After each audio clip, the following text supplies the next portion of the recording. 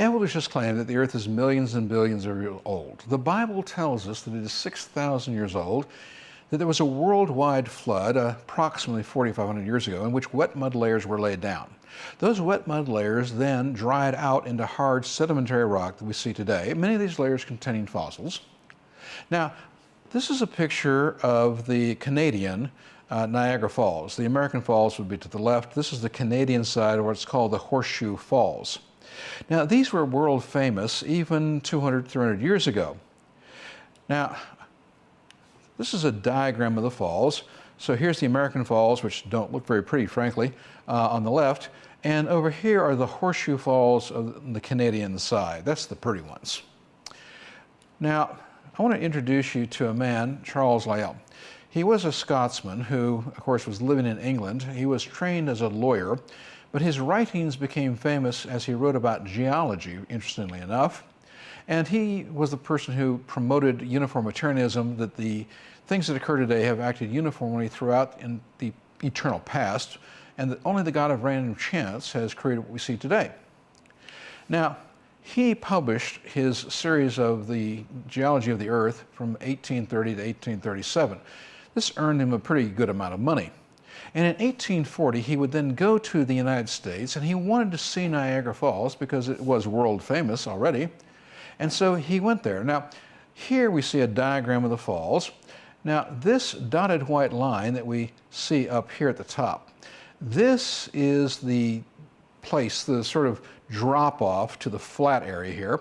And the gorge of the Niagara River eats into this cliff material and travels all the way back today to what is today the Niagara Falls place.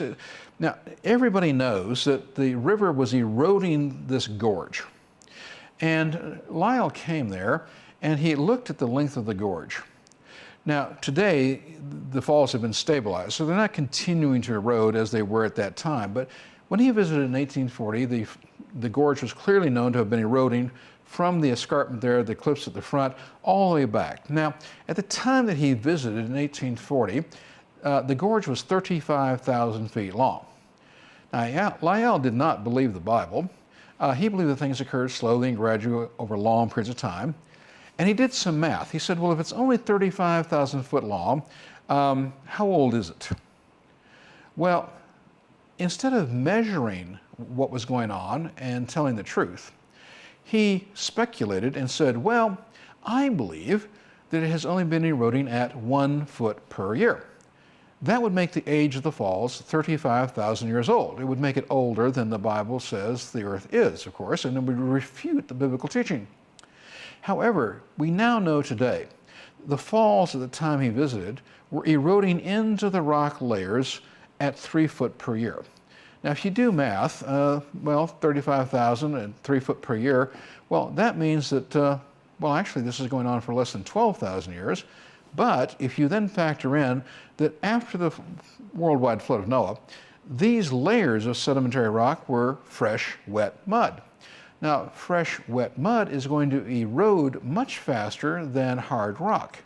And so when you factor in that the water would have been cutting through here much faster initially and then slower as the wet mud layers solidified, you can see that this falls well within less than 5,000 years, consistent with the Bible, a worldwide flood only about 4,500 years ago. You really can trust the Bible.